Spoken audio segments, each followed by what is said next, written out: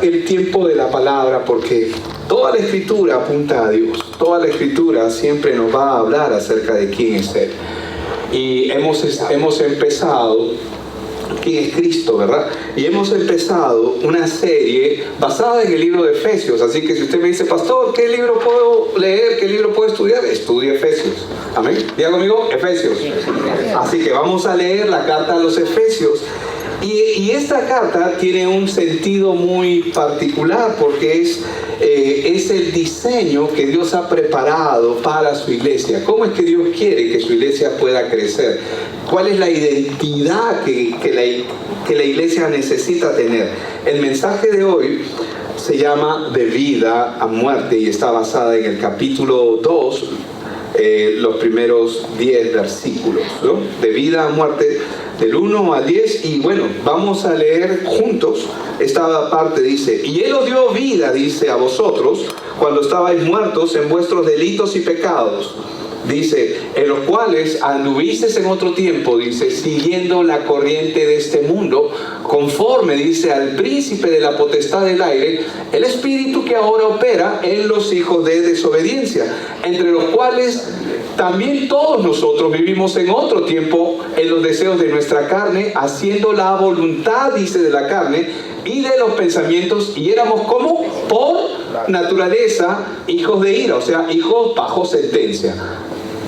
Es una expresión para mostrarnos que los hijos de ira son los hijos que están sentenciados a condenación eterna. Por eso dice, y éramos por naturaleza hijos de ira, lo mismo, dice, que los demás. Pero, dice, Dios, que es rico en misericordia por su gran amor con que nos amó, aun estando nosotros muertos en pecados, nos dio vida juntamente con Cristo. Por gracia sois salvos. Y juntamente con Él, dice, ¿qué dice que hizo? Nos resucitó y asimismo nos hizo sentar en los lugares celestiales con Cristo Jesús, para mostrar en los siglos venideros las abundantes riquezas de su gracia en su bondad para con nosotros en Cristo Jesús. Porque por gracia sois salvos, dice, por medio de la fe. Y esto no de vosotros. El hombre no puede hacerse salvo porque él quiere. No es un deseo humano. Viene siempre de parte de Dios. Por gracia sois salvos por medio de la fe. Y esto no de vosotros, pues es don de Dios, es decir, regalo de Dios. No por obras, dice, o sea, no por lo que hagamos, para que nadie se gloríe.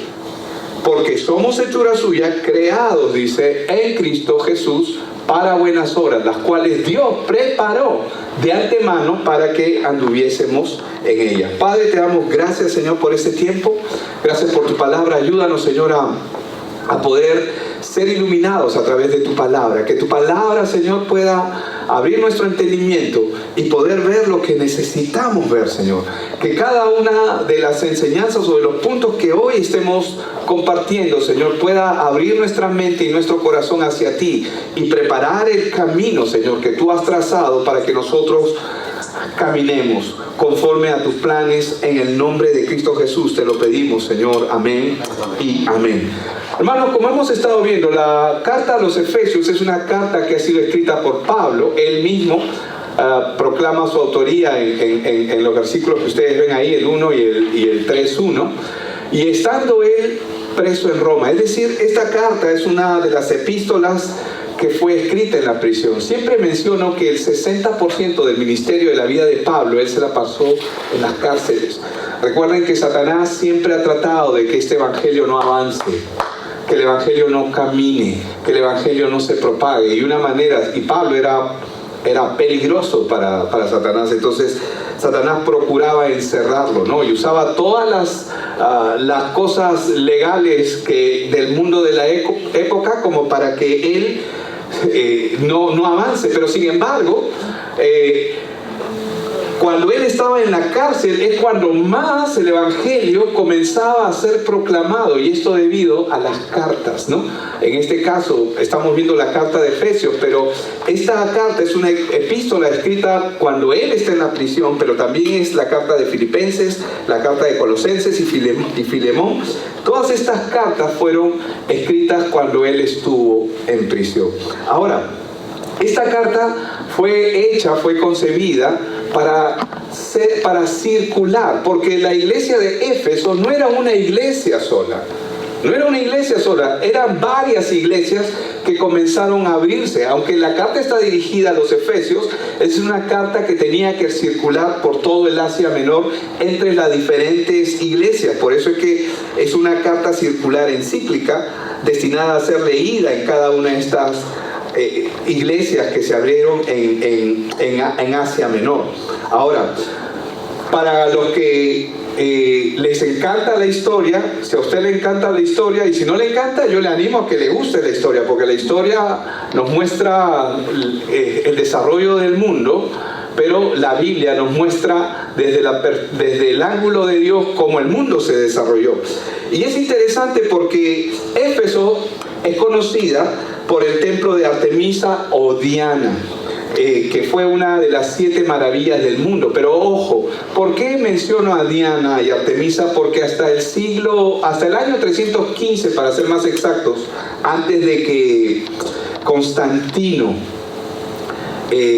tomara o asumiera el imperio romano de la época, antes que asumiera a él se le ocurre la grandiosa idea, él necesitaba tener una forma de tener unido, cohesionado todo el imperio. Él necesitaba que el imperio esté unido, y él se daba cuenta que era un poco difícil mantener esto, pero vio una manera en la cual él podía mantener unido, y él se dio cuenta que el vínculo religioso era muy poderoso, porque todos los pueblos eran completamente religiosos. Y es a partir del año 315 que él hace lo que nosotros conocemos como un sincretismo religioso, una fusión.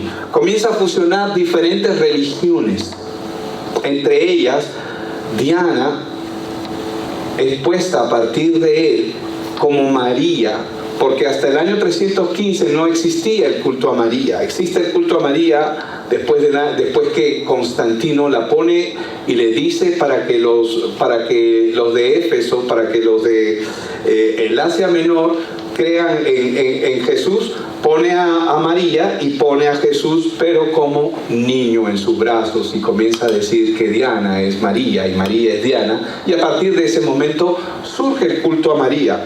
Y surge también ver al niño, a Cristo como niño, no como lo que es el Señor de señores, el Dios que creó, el que vino a rescatarnos. Entonces ahí comienza el despliegue de ese deterioro, y la iglesia, gracias a Constantino, en vez de seguir su avance en el Evangelio, comienza el declive. ¿Por qué? Porque una vez que tú mezclas el Evangelio, lo diluyes con algo que está corrupto, con algo que no es bíblico, entonces el Evangelio pierde su poder, y a partir de ahí surge la Iglesia Católica, que lo vamos a ver eso probablemente más adelante. Ahora, la iglesia de Éfeso fue iniciada por Priscila y por Aquila, pero Pablo más adelante consolida esta iglesia, quedándose él mismo como pastor por 3 años. Hermanos, él era un misionero, él era un hombre de Dios. Y gloria a Dios por los hombres de Dios que Dios envía. Yo creo con mi corazón, yo no sé cómo, pero yo sé que el Señor de aquí va a levantar gente que van a ir a otros lugares a hacer la misma obra, el mismo trabajo. Porque el Evangelio está destinado a correr. El Evangelio está destinado a propagarse. Y la misión nuestra como iglesia es formar discípulos. No es solamente, ven qué lindo, vamos a celebrar juntos al Señor. No. Tú has sido llamado a ser un discípulo. Tú has sido llamado a ser preparado. Y tengo que decírtelo, tú has sido llamado a proclamar el Evangelio. Pero primero tienes que ser formado. Primero tienes que ser entrenado. Primero tienes que conocer las Escrituras. Amén. Bueno, algunos, pero poco a poco, amén. Poco a poco. Está bien. Ahora, Timoteo luego se hizo cargo de esta iglesia, y cuando él tuvo que enfrentar las herejías que se comienzan a levantar en medio de esa iglesia. Es importante lo que estoy mencionando por 2 razones fundamentales, porque cada vez que la iglesia de Dios inicia, la obra de Dios empieza, Satanás también empieza a trabajar para distorsionar las verdades, para distorsionar la verdad bíblica, para diluirla, para suavizar el mensaje. Y Timoteo tuvo que enfrentar los falsos maestros, las falsas doctrinas, todo aquello que se comenzó a levantar en esta iglesia. Ahora, Pablo, hermanos, él en esta parte vamos a ver que él no suaviza la condición humana. O sea, él le dice al hombre lo que es. Eres un miserable, eres un pecador, naciste sentenciado. O sea, ay pastor, ¿por qué hablas así tan duro? Porque no me gusta ese tono. Probablemente a mucha gente no le gusta, pero ese es el tono que la Biblia usa. Pablo no suaviza la condición humana. Antes de Cristo o sin Cristo, una persona ya está muerta en sus delitos y pecados. Ya nace para ser condenado y destruido, para ser dirigido hacia el infierno. Y aunque lo quiera creer o no, esa persona sigue el curso de este mundo. Nace para seguir la corriente de este mundo y vive bajo la ira de Dios. Y ya expliqué lo que es la ira de Dios. La ira de Dios es la condenación eterna. Y aunque muchas personas no puedan estar de acuerdo con esto, no se trata de si tú estás o no estás de acuerdo. Es lo que la Biblia enseña. Y nosotros tenemos que mostrar lo que la Biblia enseña.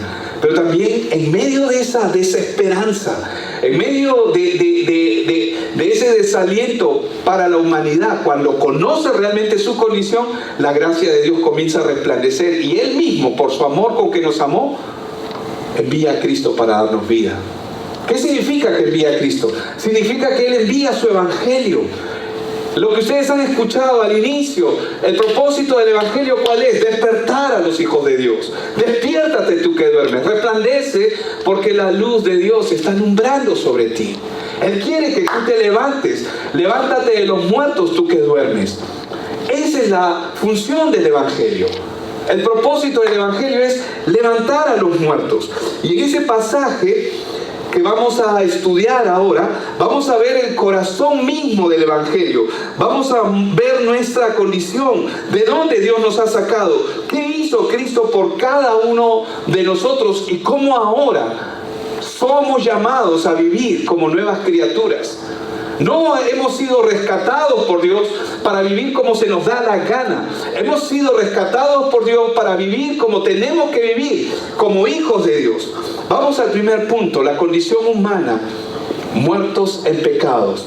Y en estos primeros 3 versículos es lo que vemos. Y Él os dio vida a nosotros cuando estabais muertos, dice, en vuestros delitos y pecados, en los cuales anduvisteis, dice, en otro tiempo, siguiendo la corriente de este mundo, conforme a Satanás, es decir, el príncipe de la potestad del aire, el espíritu que ahora opera en los hijos de desobediencia, entre los cuales también, dice, todos nosotros vivimos, dice, en otro tiempo, en los deseos de nuestra carne, haciendo la voluntad de la carne, y éramos, dice, y de los pensamientos, y éramos por naturaleza hijos de ira, o sea, sentenciados. Éramos hijos de ira, lo mismo que los demás. Ahora, ¿qué es lo que la Escritura nos muestra aquí claramente? Primero, que el hombre sin Cristo no está enfermo espiritualmente. El hombre está muerto. Diga conmigo, muerto. No es que el hombre necesite una ayuda. Acá no se trata de que el hombre necesita mejorar moralmente, éticamente, cambiar su comportamiento. El hombre realmente necesita nacer de nuevo, porque el hombre está muerto.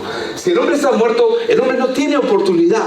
El pecado original que nosotros hemos heredado de nuestros padres, de Adán y Eva, corrompió la naturaleza humana, de modo que todos, sin excepción, todos hemos nacido separados de Dios, todos hemos nacido inclinados al mal y sin capacidad de responder a Dios. Por eso es que es el evangelio quien viene a nosotros. No nosotros vamos a Él, Él viene a nosotros.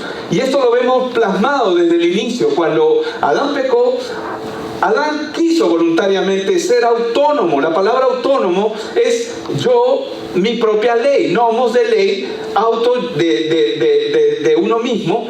Quiero ser mi propia ley. Y esa es la actitud de Adán. Quiero ser independiente a Dios. No quiero tener. Le encantó la idea de lo que Satanás plasmó en su mente. ¿Para qué vas a vivir debajo de Dios si tú puedes vivir en este mundo siendo tú tu propio Dios? Total, Dios preparó esto para ustedes, para que tú seas tú mismo. Sé tú mismo. Sé tú mismo. Haz lo que tú quieras. Y eso hizo Adán. Y el mundo que tenemos es la consecuencia de un mundo sin Dios, separado de Dios, lleno de maldad, lleno de mucha corrupción. Porque el hombre no calculó que iba a ser preso y esclavo de Satanás. Esa parte no le dijo Satanás. Cuando te alejes, te separes de él, serás mi esclavo. Y harás todo conforme a mí. No le dijo eso Satanás a él. Pero Satanás sabía que eso iba a ocurrir. Y el hombre comió porque fue agradable, dice la Biblia, a sus oídos. Le gustó, le encantó. El hombre está atrapado. Por eso el sufrimiento humano no es simplemente injusticia social. El sufrimiento humano no es solamente falta de oportunidades, es el producto de la corrupción del hombre. Hoy países como el mío, en Perú, países como Venezuela, Colombia, otros países en Centroamérica, Guatemala, Honduras y muchos otros países, México mismo, vive la corrupción del corazón del hombre. El hombre tiene que bregar todos los días contra muertes, matanzas, injusticias. ¿Por qué? Por la corrupción del corazón del hombre.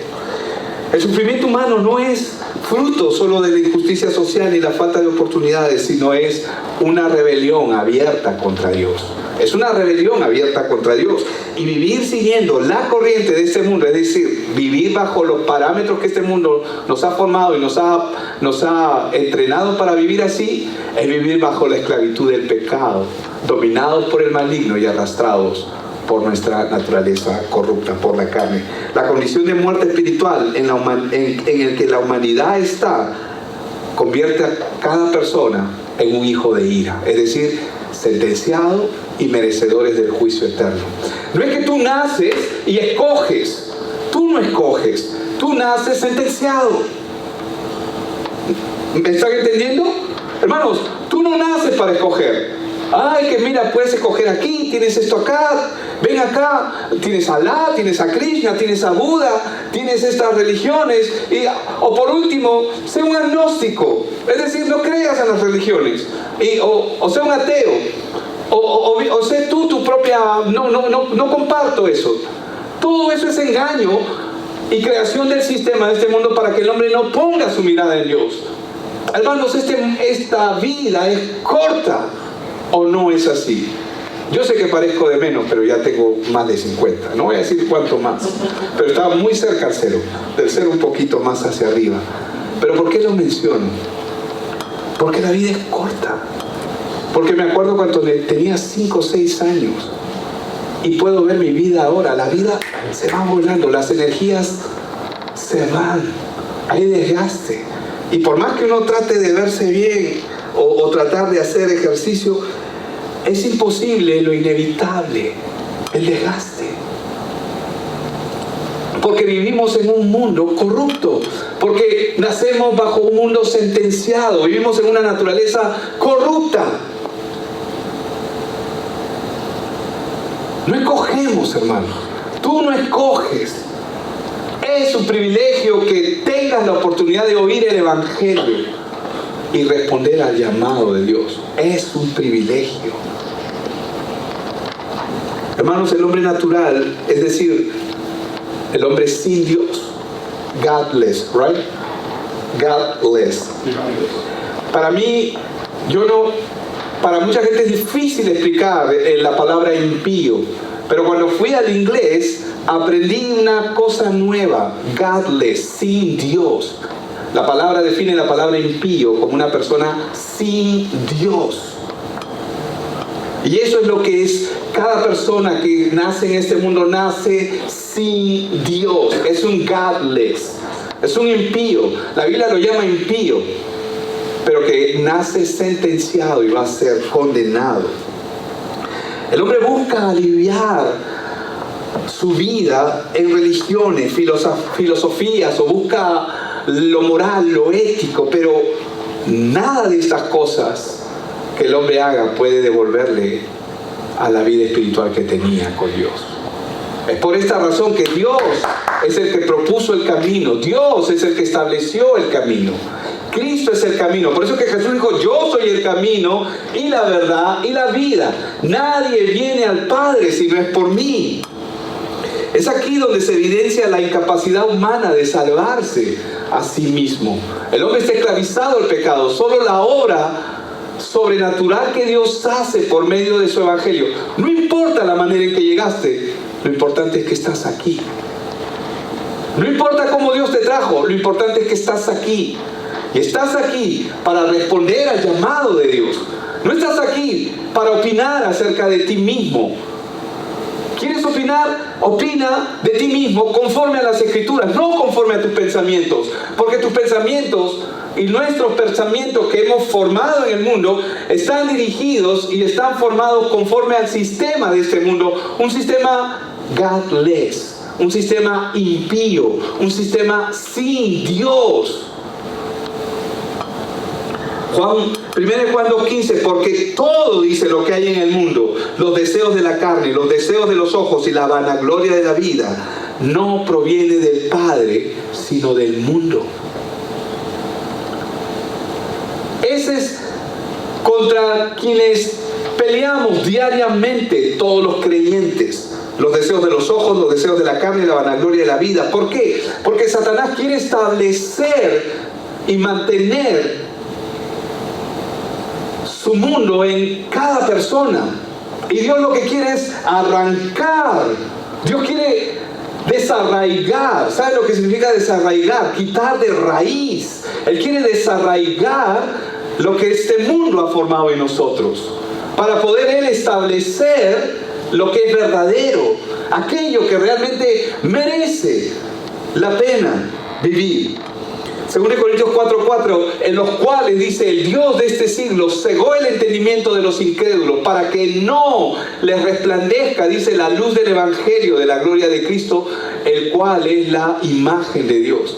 Satanás trabaja para que cada persona a la que el evangelio, Dios está revelándose, no se le revele. Y probablemente te va a llegar un mensaje: ¿sacaste la carne? ¿Hiciste esto? ¿O me olvidé de aquello? Te llega un mensaje que inmediatamente te distrae y te saca de la palabra. Satanás y sus demonios, sus ángeles caídos que se rebelaron contra Dios, está trabajando para que el hombre no vea la luz del evangelio. Juan 3:36 nos da la respuesta: el que cree en el Hijo tiene vida eterna. Pero no es creer por decir yo creo, es un epignosis, es decir, un entendimiento pleno cuando tú entiendes cuál es tu condición y por qué necesitas a Cristo. Y la evidencia de que una persona cree en Cristo es el bautismo. A que creyere y fuere bautizado. Porque tú puedes decir yo creo, pero sin el bautismo, eso es solamente palabras. El que cree en el Hijo tiene vida eterna, pero el que rehúsa creer en el Hijo, ¿qué dice? No verá la vida, sino que la ira de Dios está sobre él. Acá no se trata de opinar. A mí me parece, yo creo, yo pienso. No, la Biblia es clara. Y aquí el Señor mismo, Jesús mismo está hablando. Ahora, veamos qué más nos enseña esta porción. La gracia de Dios nos da vida en Cristo. Es decir, lo vemos aquí, pero Dios, que es rico en misericordia, por su gran amor con que nos amó, aún estando, y lo vuelvo a repetir, aún estando nosotros muertos en pecados, nos dio vida juntamente con Cristo, por gracia sois salvos. Y juntamente con Él nos resucitó y asimismo, dice, nos hizo sentar en los lugares celestiales con Cristo Jesús. Me encanta este texto, me encanta Romanos, que es un texto paralelo a este, donde dice que Dios muestra su amor para con nosotros, en que aún siendo pecadores, Cristo murió por mí, sabiendo que yo iba a fallarle, sabiendo que yo no iba a ser fiel al inicio. Conociendo mi naturaleza corrupta, murió por mí, apostó por mí. Sabiendo que le iba a decir no muchas veces. Sabiendo que iba, no sé si acá dicen pelotear, o sea, es una expresión que significa que sí, ya, y como que lo dejas pasar. Sabiendo mi actitud hacia Él murió por mí. Porque Él no me vio como yo me veo. Él vio el producto final que Él ha preparado. Y eso es lo que Dios tiene para cada uno. Aunque estábamos muertos, hermanos, Él irrumpe. Y me encanta, Él irrumpe. Él entra así como cuando... Me encanta, hemos estado viendo algunas películas de vaqueros con Alejandro. Y me encanta cuando esos vaqueros entran y se abren las puertas, ¿no? Todo el mundo sabe que ha entrado, no sé, Billy the Kid, Billy, Harry sucio, no sé. Solamente lo pongo como ejemplo. Pero entra y se abren las puertas, ¿no? Jesús irrumpe. Entra así a nuestra vida, golpea, Él irrumpe en nuestra vida, interviene y lo hace por amor, lo hace por misericordia. La salvación, hermanos, no se origina en el hombre, sino en el amor eterno en que Él nos rescató a través de Cristo. Él irrumpe en nuestra vida, Él viene a nosotros, viene. Ay, este pastor es peso, otra vez me escucha lo mismo, ya lo vengo escuchando una y otra vez, no importa.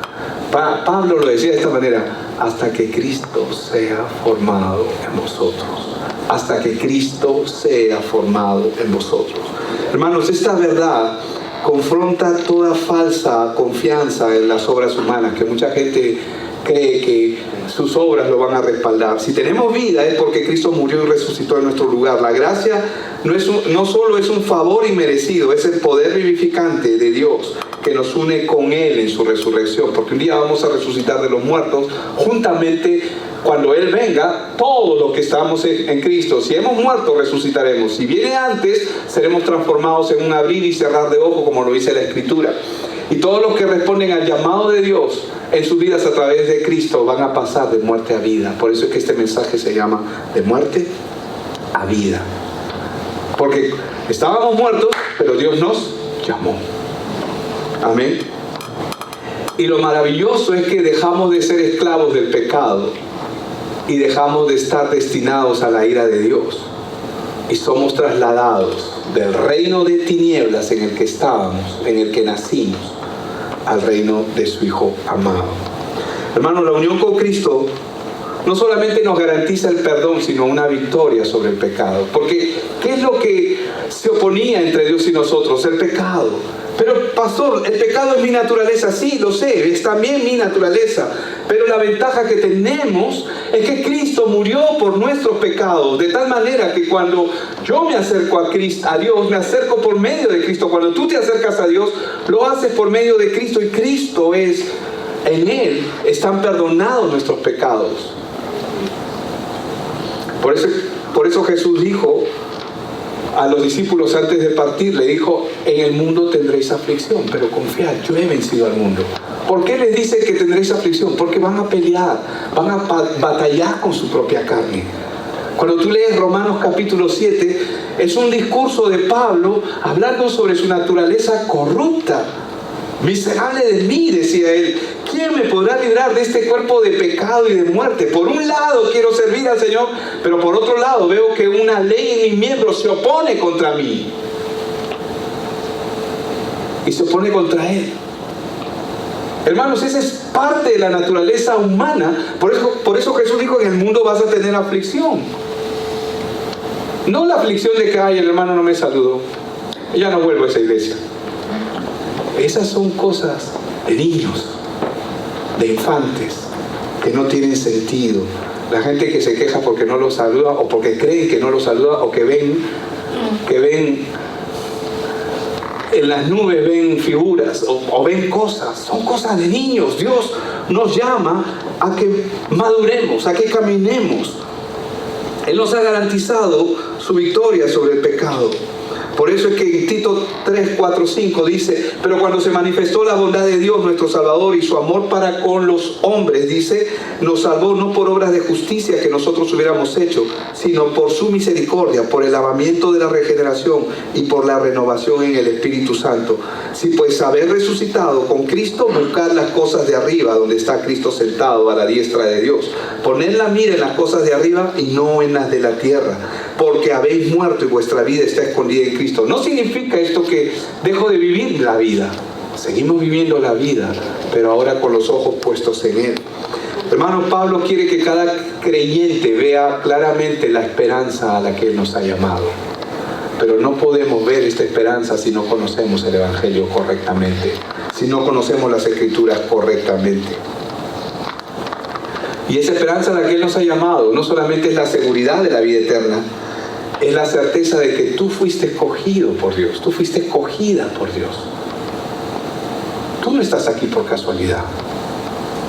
No es porque alguien te invitó, alguien te trajo. Es cierto que todos esos factores externos se dan en nuestro mundo.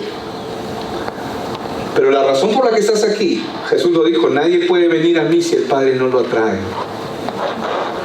Y la razón por la que tú estás aquí es porque Dios quiere que escuches este Evangelio, que tu vida sea formada conforme a su Evangelio. Dios quiere que tú crezcas espiritualmente. Dios quiere que te dejes de cosas y empieces a vivir como tienes que vivir. A vivir conforme a los planes de Él. Amén. Vamos con el último punto.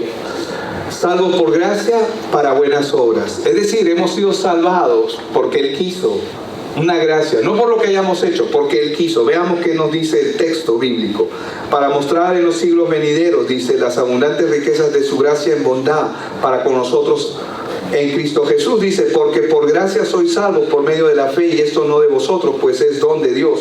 No por obras, dice, para que nadie se gloríe, porque somos hechura suya, creados en Cristo Jesús. En la versión 1900 de la Reina Valera, no dice creados, sino dice criados. Criados en Cristo Jesús, es decir, formados. Viene de la palabra formar. Porque somos hechura suya, criados, dice en la versión 1900. Criados en Cristo Jesús para buenas obras, las cuales, dice, Dios preparó de antemano para que anduviésemos en ellas. Ahora, hermanos, Pablo concluye mostrando el propósito eterno de la salvación. ¿Cuál es el propósito? Que tú camines en las obras que Él ha preparado.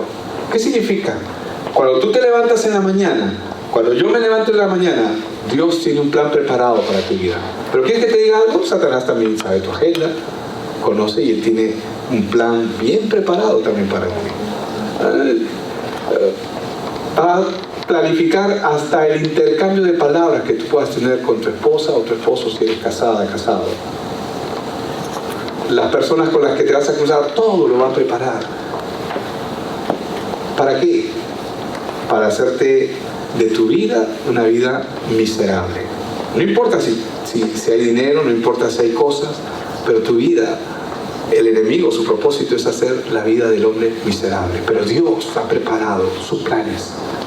Dios ha preparado sus planes para que caminemos, dice, como lo dice acá en el versículo 10, las cuales Dios preparó de antemano para que anduviésemos en ellas. Dios quiere que caminemos en esos planes.